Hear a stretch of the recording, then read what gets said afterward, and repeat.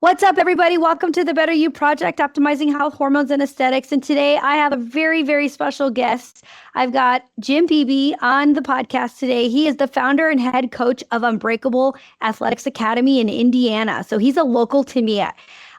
He has trained over 400 student athletes, over 1,000 adults since 2013. So he's been in the game a long time. More than 10% of his athletes have gone on to compete at the collegiate level, and many of them in D1. He's also the founder of Athlete Builder, an online coaching program aiming to work with 20,000 student athletes and produce 2 national championships by 2028. Jim's coaching system focuses on 6 key areas: 3, mental health, mindset, sports knowledge, and communication, and then 3, physical, training, nutrition, recovery. He's also a competitive athlete, podcaster, public speaker, and soon to be author, which your book is out. So not soon to be, you are an author, correct? True. Yes, I have them both right here. There we go. There we go. There we go. Welcome, Jim. Thank you so much for taking the time out of your very busy schedule between training athletes and being a business owner. I've gotten to work with Jim on a personal level for, I don't even know, it feels like 5, 6, I don't know, a couple of years. And I get the lovely opportunity to see him and his wonderful wife, Jen, who I absolutely adore. So today we're going to dig in. We're going to talk a lot about building an unbreakable body. So we're going to kind of cover some of the facets of strength. One of my personal favorite topics that I speak on a lot, longevity, and the science of peak performance. You ready? I'm ready to go, girl. All right, let's do it. Jim, talk to me about how did you get into this type of industry? Talk and also break into like your strongman history, your powerlifting history, and then what brought you to build Unbreakable? Boy, that's really a good question because it drives everything I'm doing today, and it's a long story. So my background is not this. It's finance, it's investments, Yeah. MBA from Purdue. I was 15 years in that world. Last at JP Morgan, we're dealing with high net worth clients. And at younger, I always wanted to be an athlete and was somewhat athletic. Just didn't have a lot of the resources. Like we weren't, I didn't know how to train. Parents didn't have a lot of money. You know, they loved me. They did the best they could and learned a lot of things. But by the time I got to high school, I was just average and I hadn't done much. And at my high school, humbly, they're outstanding, 50 state titles in the last 25 years. That's not me.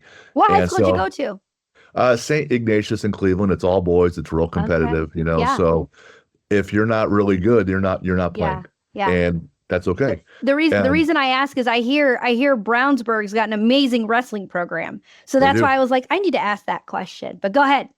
Brian Neese runs the strength program there at Brownsburg. Another strongman guy, outstanding coach. And that's why the teams are always so strong because he gets them all the teams really, really strong. Yeah. I always wanted to be more athletic. And by the time I left, I went to Purdue, studying engineering and then finance. But I started playing racquetball in high school. There was no one really playing that. So I had my own coach that I would pay for. And then I go to Purdue and they have a traveling team. So I'm competing in that around the Midwest. Number of disc injuries, and next thing you know, you're not doing that anymore. Right. Then you're living that fraternity lifestyle where you're just fat and drinking. And I did that for a long time in my 30s. And then one day, I want to be healthier. Been thinking about it, and I'm playing catch with my son Jack, who's like 8 at the time. We're just playing catch football, and I had an awesome German Shepherd, and I trained the Shepherd that if Jack ever threw the ball poorly, didn't come to me, the Shepherd would go get it, so I didn't have to because I'm so fat and out of shape. And I asked Jack, "Hey Jack, what do you want to be when you get big someday?" And he goes, "Daddy, I always want to be an athlete." I'm like, I went to my parents, said the same thing. And here I am. I'm 275, almost 300 pounds, and I'm leading him down this path that I was led down. Like, you're not going to be healthy. You're not going to have any of this stuff. And I'm walking upstairs and I'm out of breath. And I'm like, you know what? It's that I'm a drunk and I'm a bottom out scenario. And it's like, no more of that. So I went with the P90X route and then group training and then CrossFit, and at CrossFit Naptown, started doing some runs and triathlons. And I started just competing around town in almost anything, kind of like learning stuff. And I'm like, you know what? I'm going to get out of the financial industry. I'm going to take this book off my shelf from MBA school on how to write a business plan. I'm going to talk to some of my clients and borrow some money. And I'm going to start in my garage. And then you know what? After 3 or 4 months, I'm like, all in or not at all. I cash in everything I own and I open up a gym on the west side of Indianapolis in March of 13. So I just passed 12 years this month and never looked back. Had a lot of ups and a lot of huge downs, but I'm healthier. My family knows how to be healthy. My kids were athletes. Jack even plays college football at a D1 level. So, and my other kids too, they're athletic too, just not at that level. But that goal of passing on to the next generation was met, that they're going to know how to be mentally stronger and healthier. And then, so the calling for me is the same deal with as many people, male, female, young or old, as I can. And that's what drives me every day. And that's other than hanging out with my family and hiking and fishing, like that's the fun for me. That's really what I love to do. Yeah, no, that's amazing. What's one of the coolest things that I always feel like when I see you in practice and I get to spend time with you is I always feel like you're throwing out like little nuggets of like coaching pearls. So full disclosure, I didn't grow up an athlete, but I've given birth to many amazing athletes, two at the same time. So listen, I kind of feel like that's like an extreme sport, right? Like growing two lives in your body. Sure. But anyway, but many of the things that you say, and I feel like this is why I connect so well with you, is it's what I hear my husband, who's a wrestling coach, talk to our son about. So my husband was a wrestler, and our kid's not only a wrestler, he's an Olympic weightlifter. And so you got to train like you're training to be an athlete. And yep. I know that this is what you preach on, and this is what makes you so successful. So kind of connecting it to a little bit more of what we do in our practice, longevity, is we always say muscle is the organ of longevity. So let's talk about how would you kind of describe or connect the two, strength training and athletes, and how it impacts longevity. Good question. So there's a couple different answers here, and they're all important, but they're different. So on the pyramid of being healthier, you're going to start with your mindset. That's going to drive you, right? But then you want your nutrition next. Whether I ask a bodybuilder or a runner, they'll say 2/3 of your success is nutrition. Mm-hmm. Then you got to be in shape. That's your GPP, your general physical preparedness. And then number 4 is strength. So about the middle of the pyramid is strength, and it sets up everything else, where it's power, speed, playing sports well. Now, to your question about longevity, to build strength takes time. It takes some intensity. And it takes a ton of discipline. So those characteristics alone are going to help you with your longevity, because that's going to be woven into your fabric of who you are. So if you're doing things that take a long time and you're patient, that's going to be great for you. If you do things that are hard, something that's intense, lifting heavier weight, that's going to be great for you. Building your muscle is 100% better for you. Is the concrete example. Let's say you're older and women have more osteoporosis than dudes, right? And you fall and break a hip. Well, the mortality rate's pretty high within that first 12 months of breaking that hip. If you put on some muscle, your bones are going to be a little bit denser. A little bit denser. If you fall, maybe you don't break the hip. So now you got a better shot at winning, right? So there's a concrete example of that. You have some longer longevity just because your bones are denser. You could handle some trauma, the fall down the stairs, right? Mm-hmm. So if you do that alone, you already got a better shot. But also woven into your fabric is the discipline, which is what it takes all the way to the end to keep yourself going, doing the hard things to keep your life going. Yeah, no, absolutely. So one of the things I want to pick your brain about is, I see a lot of pickleball injuries in my practice. I got the population of the age where they just want extreme pickleball, sporting. And so you trained young athletes, collegiate athletes, and then, owning a CrossFit gym, strongman, you've also trained kind of the more seasoned, I'm not going to say old, seasoned athletes. And so what would you say maybe like top 2 biggest mistakes you see people maybe encounter as they try to strength train when they get older? One, I'll say most don't do it. Like right off the bat, most don't do it. So some of the most basic things to get stronger is just pushing some things and carrying some things. That farm boy strength, you pick up some kettlebells or some weight, put it on your back, or you hold it in your hands and you walk. Or you take a sled and you push it forwards, backwards, side to side. Both of those things don't take a lot of intelligence, right? You can be pretty dumb and do those things, which is thank goodness, because that's where I started. And so are they very technical? No. but you just pick up heavy things and carry them, or you start pushing and dragging things, you're going to get stronger. So first, just make sure you're doing it. And then, why be the jack of all trades? Find someone that knows what they're doing. If they know what they're doing, ask them, leverage them. If you have to know everything, it's going to take a lifetime, then you're going to be dead because you didn't learn everything. I don't know everything about hormones. I don't know everything about what I need for my testosterone. I know who's smart. I know Lexi's smart. I go ask her and she just tells me what to do and I do it. So one, don't avoid strength training. You got to do it 2 days upper body, 2 days of lower body. Two, make sure it's super easy at first, right? Just do things that anybody can do, carries and pushes and pulls.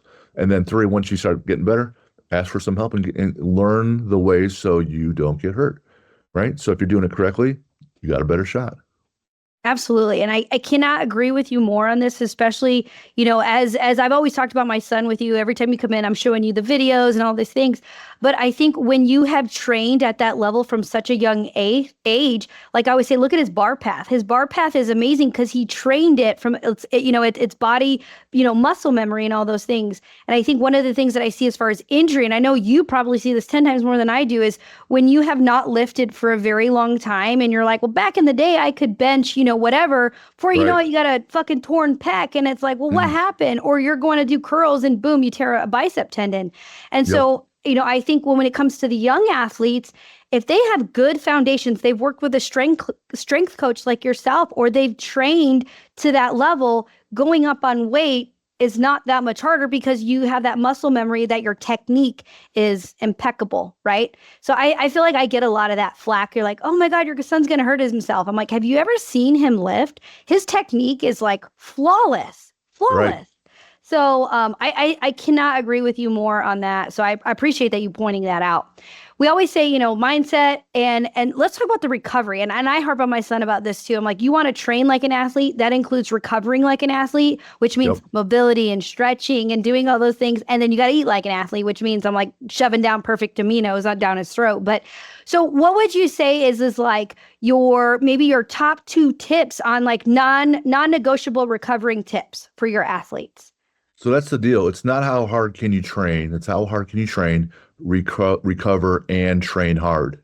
Bulgarians were awesome at maxing out 3 times each day that they trained.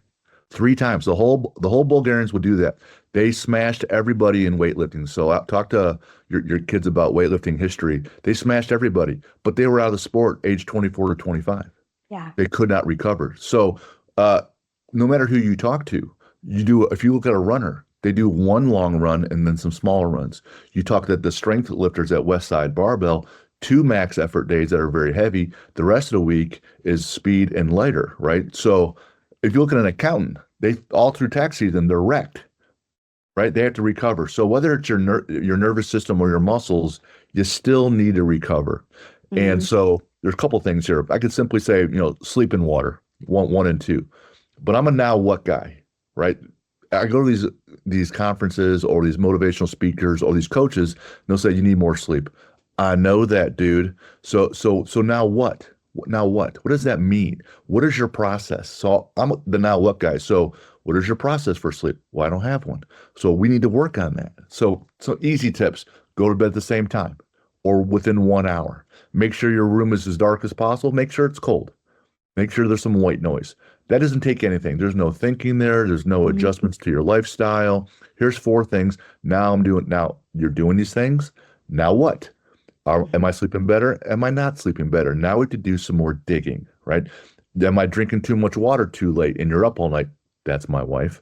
So that means I'm up all night. So I got to get my wife, hey, drink less water at night so that you're not up, so I'm not up, right?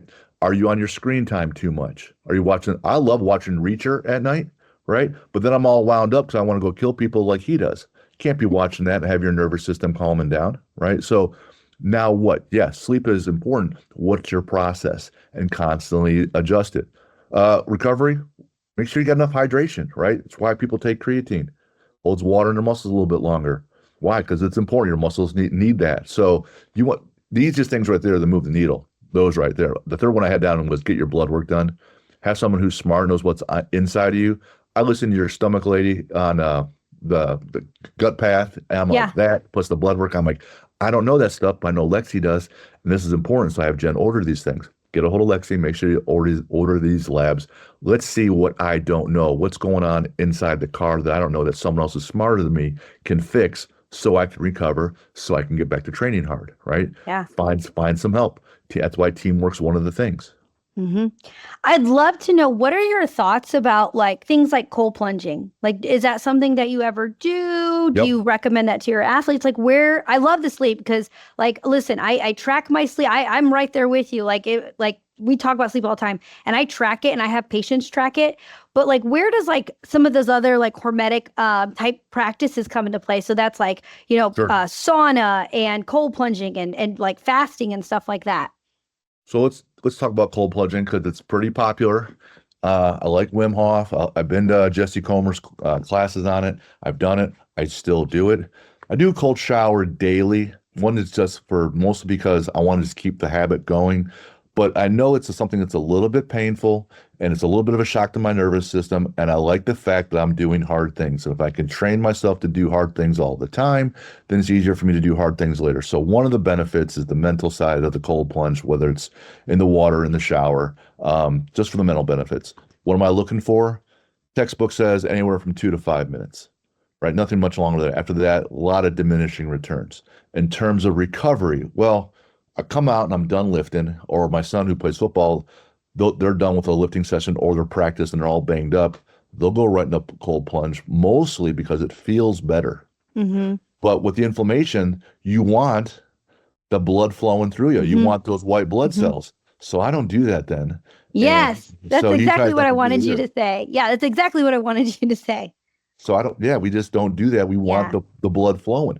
Yes. And so later, I might just for some recovery purposes build some brown fat, some mental Mhm. clarity, calm down, right? Helps me kind of meditate, but I'm not usually doing to recover my muscles. Yeah. Yeah. I'm so glad you say that because I feel like I've seen that too. A lot of, these CrossFitters, game athletes, Olympic weightlifters, they go and they, sit in the cold plunge right after a lift sesh.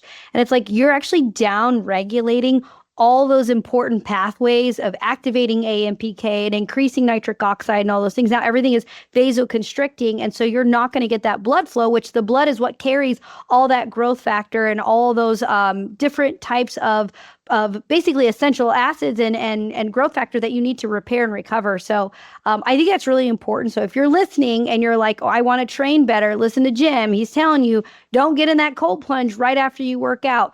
I tell patients around 60 to 90 minutes. If you can wait about 60 to 90 minutes, gives your heart rate time to come down and all those things. But yes, he's on point, exactly on point with that.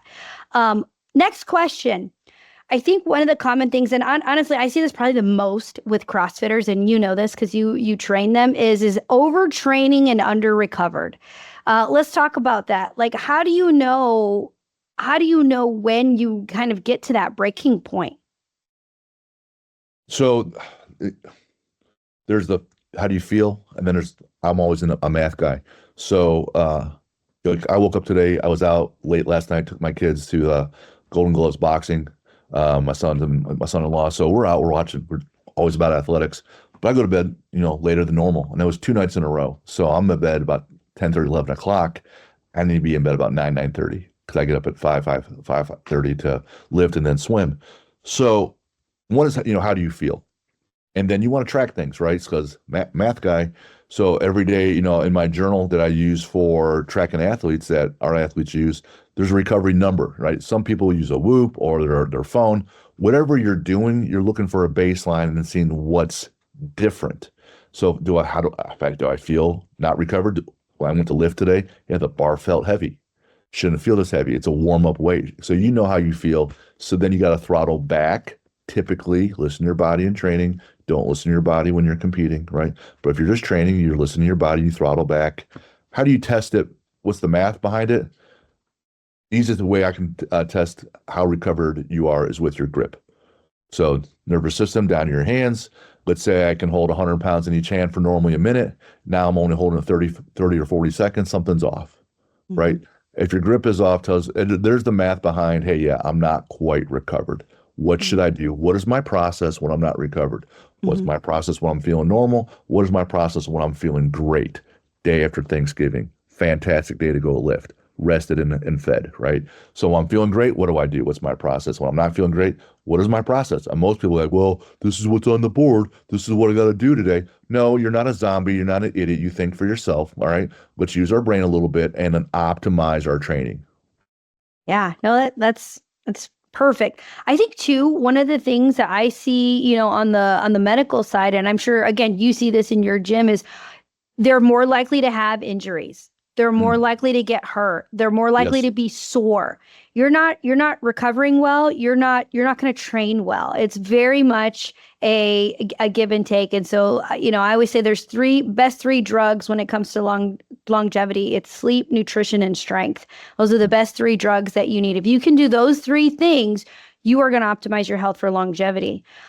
Speaking of longevity, can you talk Just a to little answer bit? that, Yeah. just to dovetail on that a little bit. So Ohio State, top of the line in athletics, they do these studies and they had their running backs, right?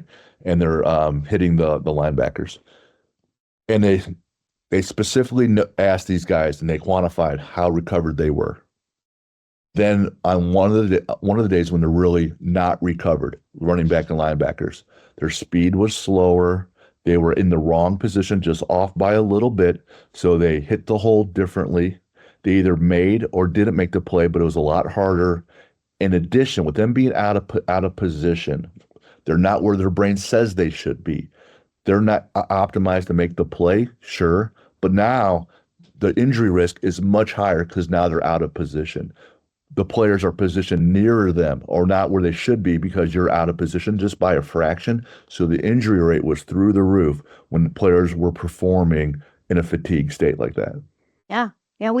Too, Jim, we see it in doctors that they actually lowered the resident hours that they could be on the floor because when they were more sleep deprived, they would Mm. make more medical Oh, errors that for would sure. happen. And this is no different. This is no different. You need to sleep like you're, training, kind of Yes. thing. So let's talk a little bit about the connection and the kind of the growing kind of connection between muscle and hormones. And I know you get to kind of speak to it from a very personal level because of all the cool things that you've done. But can you talk a little bit about what impact hormones has on the ability to build strength? Sure. And so I know you're the hormone doc and I'm not. I'll just tell you just personally and then professionally what I've seen. I know when you do big lifts, squat, deadlift, carries, big overhead press, testosterone gets released, right? Male and female gets released, and you need that. I need that. If I want to feel better, I need that. And when I first started coming to you, I'm in the middle of my get as big and strong as I possibly can phase, 320 pounds, 300 per hand farmer's carry, right? 800 on my back. And I am just getting crushed week after week. And Jen's like, my wife, a nurse, she's like, he's not recovering. He's sleeping enough. He has plenty of water. He's not recovering. So get my testosterone checked. And one number was 0 and the other number was near 0, under 100. I don't remember which is which, but they sucked, right? So all day long, I'm wrecked from training and I'm trying to run a business and I got 6 kids. So I have no energy, no energy. I got that squared away. Yes, my numbers started to creep back up systematically, but it wasn't like they went up 10% in a month. It was back to that normal 5 pounds of growth per month, right? In the lifts. But my overall energy super high. Cortisol, same deal, right? If I'm stressed, I'm pissed, and I come into the gym and I work out, I know I feel better. Everyone says I feel better now that I worked out. The only time that didn't work for me was early on those first half dozen years. I'm in the gym all the time. So the gym for me and lifting was no longer a stress reliever. It was all just one constant stress with no relief. So my cortisol was always through the roof. For everyone else, you're training for 1 to 2 hours a day. Yeah, stress reliever, different place, different time, different event. You leave there, you switch gears, you're going home or you're going to work. So it totally brings down your cortisol. It's a huge stress reliever. But if you're always in the muck of it, then yeah, it's a little different. But once I had my hormones squared away, thanks to Lex, performance way better, felt better, happier person. And then personally, you perform better intimately, right? And once that's taken care of, it's a big stressor when it's not working right. Cortisol through the roof, misery, sadness, right? and fear. Once that's squared away, those stressors are now lessened. They're gone, right? Mm-hmm. So another benefit, not even in the weight room, but it needs to be right if you want to be able to optimize your life and just enjoy it Yeah. at a base level. Mm-hmm. Yeah. I actually did this really interesting Instagram post, and it was like erection is actually a vital sign for longevity in men. And how many people clicked on it was pretty incredible. And I say that because um, erections is actually a sign of heart health. And we talk about blood flow and plaque buildup and calcifications. Then if you have low T, your that urge is not there. So just as Jim said, it's very much intertwined to heart health, vascular health, which heart health is the number one killer in men and women. Over cancer, over car accidents, it's heart health. So to his point, you have to optimize hormones and strength to get it all to kind of work a lot better. Next question, Jim.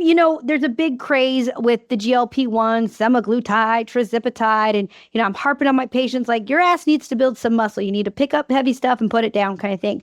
If someone were wanting to train, and I hate when people say, like, I just want to look lean, and it's like, what does that fucking mean? Like, it means you want muscle with a low body fat is basically the definition of that, right? If someone were wanting to either lean out compared to I want to put muscle on, how would that training look different?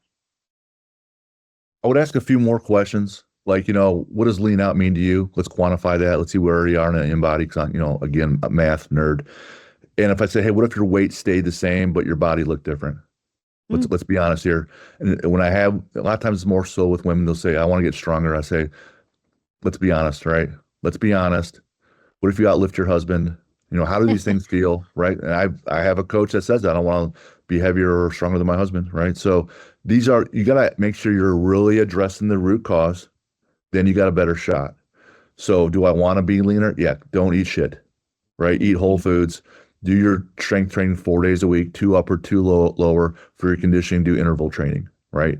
So that's the real quick answer. But remember, I'm a now what guy. So, well, how do I do that? Do I lift heavy every day? No. Right? Do I always just do 20 on, 10 off Tabata training for my intervals? No. Right? So you make sure you need a process, and then you want to constantly refine it. So you take your best shot, you make your hypothesis, you put out your workout program or plan, you start training, and you're constantly asking, now what? What's going right? What's not going right? And for to be leaner, right? It's still going to come down to calories, right? Do you take it in more? So to build muscle while you're trying to lean out, that's really hard. You want to be in a slight calorie deficit so you can be leaner. Well, you also want to make sure you get enough food in so you can grow. So here's how I would do that. Where can I make easy adjustments and nothing really has to change? Can I change, if you're already putting in milk in with your protein, can I change it to Fairlife so you have a better numbers there with your protein numbers? Can I make some changes where things don't really have to change very much for you? Once you're at like 12% body fat and you want to get down to 10, I'm like, well, shit, I'm wondering why. But at the higher and higher levels, everything has to be dialed in more and more. I think it's easier if you focused on one than the other and then change. So for me, I'm doing this really long endurance swim in August, which is the complete opposite of any kind of strongman training.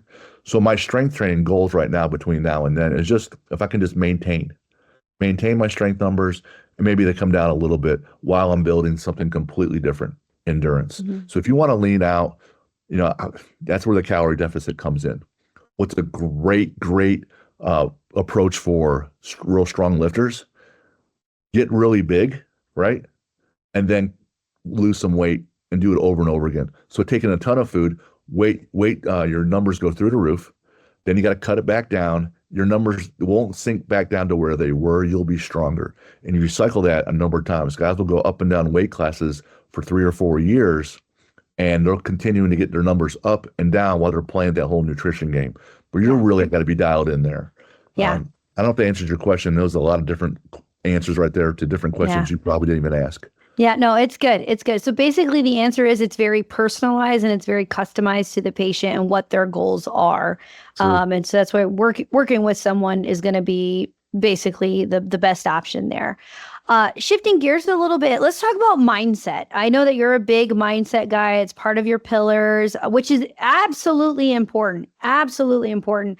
Like I always say, wrestling is an ugly sport. It's an ugly sport in that, which you always tell me, you're like, I love working with wrestlers. They got the best mindset. They And do. I think is it Dan Gable who says kind of after you've wrestled, everything else is easy because Sure. it teaches you to be uncomfortable and it Yep. teaches you that mindset, that resilience of you're in a really difficult spot and you've Yep. got two options. You can keep pushing or you can fucking give up. And so how do you train your athletes to be more mentally resilient? Well, a huge question, right? So Kaizen is one of our core values, means constant improvement. So how do we get their mindsets, better? How do we train their nervous system? And so number of ways, right? And like anything else, there's progressive overload. Mhm. So if you want to strengthen your nervous system, let's say you're a 500 deadlifter off the floor, I'm going to put probably 6 or 650 on the bar, but elevate it and put it right about your knee or a little bit above your knee so you can easily lock out that much, much heavier weight. But now your nervous system's getting wrecked, right? You do that for just 10 seconds at a time. You start working your way up 20, 30 seconds. So you're training your nervous system to get wrecked, but how to handle it. Now that my nervous system is wrecked, you learn that I can still do some things. I can still do some training, right? That's one thing. If someone's brand new and they don't, let's say they're not comfortable doing hard things, I start them off with 30 seconds cold showers. And they'll say like, what? I go, yeah, take your normal shower at the end. You do 30 seconds of it and you progress up into 2 to 5 minutes. You want to be what Dana White says, if you're just a little bit savage, everything else is super easy. That's why I love these wrestlers. And the example I give is once you do really, really hard things, you want to constantly do things like that, but not necessarily that hard all the time. But that's who you are now, right? So my grandfather, Alton Barber, easy lifestyle on the surface. You're just cutting hair, you go home. You don't, not a lot of thinking, not a lot of stress. Through the 60s and 70s, long hair, whatever, never stressed. And I go, Grandpa, one day when I'm older, and in the 90s, I go, how do you not get stressed when you're cutting hair? And he goes, well, I'm not getting my face shot off. I'm like, what are you talking about? So he's North Africa, he's Sicily, and D-Day +6 in World War II.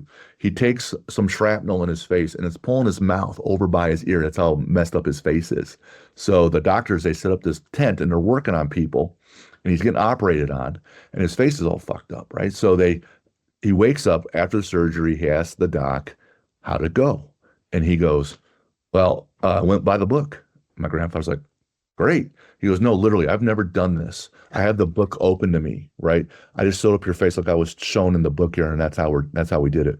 So once he lived that trauma of something super hard, everything else he's just used as hard things and it's fine. So running his own business, not a big deal.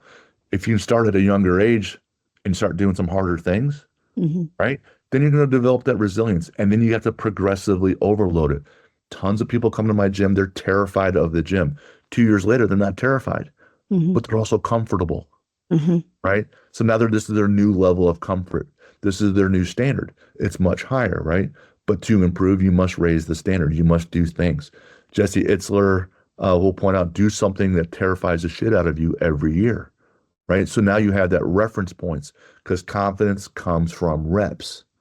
Confidence comes from reps. So if you have a harder reference point, then your confidence is higher. And so do I have to worry as much about having a hard conversation with my doctor or my wife? No, I've done hard things and I'm still okay. And at an intimate level, I'm not abandoned. I'm not going to die from hard things, right? I can have these conversations. I'll be okay. So if you're constantly doing a little bit harder, and someone's coaching you through it, yeah, the mental has to improve. It does. Yeah.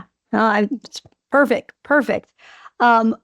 Shifting gears a little bit, there's so many different wearables that are available now to athletes. There's the Whoop, there's the Polar Chest Strap, there's the Aura Ring. I mean, there's all kinds of shit. Do you have like one or two that you actually either like, again, you're a numbers guy. So like, I would imagine you love to, I know you guys have InBody, in your gym, which not many gyms can kind of say that, which is, I love that your members have access to it, which is great because you can track progress.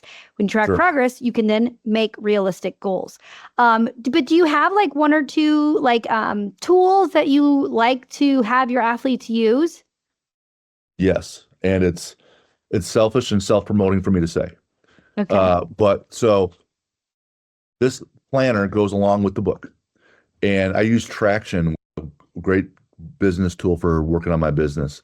And it starts asking you all these introspective questions about how you run your business. And I'm like, I need to do this for athletes. That's why I wrote that book.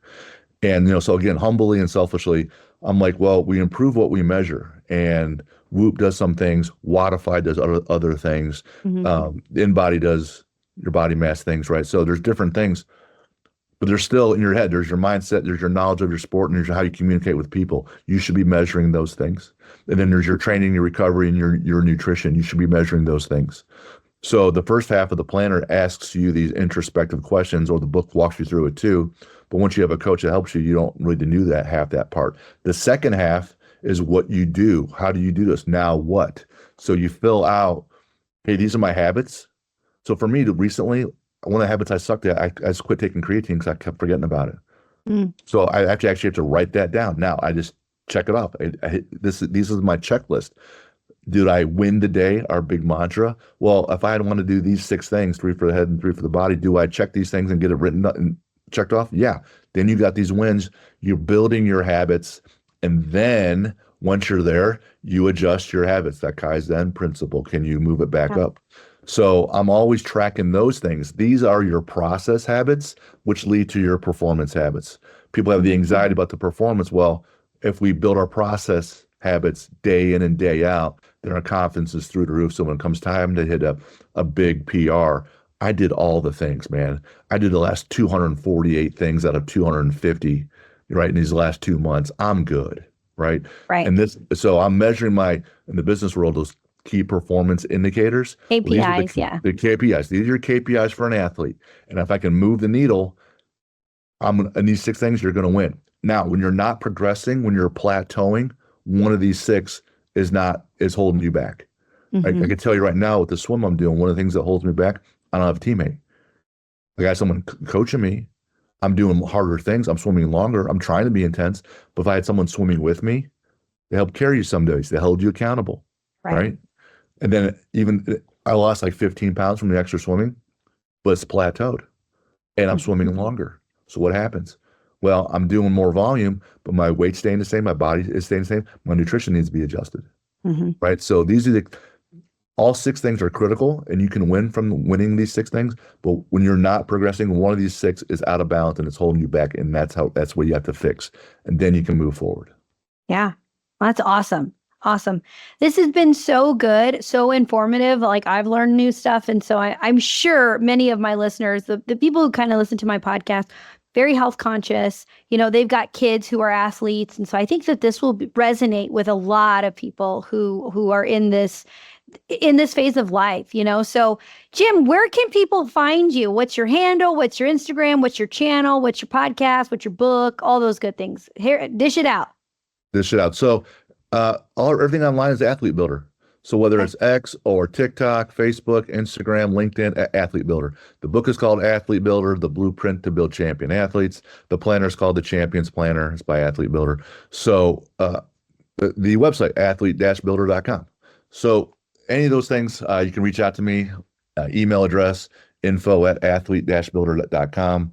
June 7th, we're holding the Athlete Builder Summit where we have a lot of podcast speakers. They're going to be here. We have PhDs. We have people from Pre-C Speed School. We have, just a huge lineup where people can get better performance-wise, mentally. And so check out the podcast. We have college and pro athletes on, coaches, trainers, nutritionists. We have special forces, Navy SEALs. What does it take to get better? On those 6 things, the 3 for the head and 3 for the body, I just keep asking them for tips and tricks. And, how do you see the industry going? Or how do you work with the crew team or the rowing team or adults, And so a lot of free stuff there and how to get better. And I just want to keep working with those folks and make my impact. Yeah. This has been so great. I will make sure I will tag everything in the show notes. So if you're listening and you want to get a hold of him or his book, or you want to maybe partake in that summit, he's the guy. Anything else, Jim? Yeah, Lex, it's always great working with you. You make it easy. You're so smart at what you're doing, and so thanks for having me on. It's very humbling and bringing me into your world. I'm really happy to be here and really very very grateful. Thank you. Yeah. Well, we're definitely happy to have you.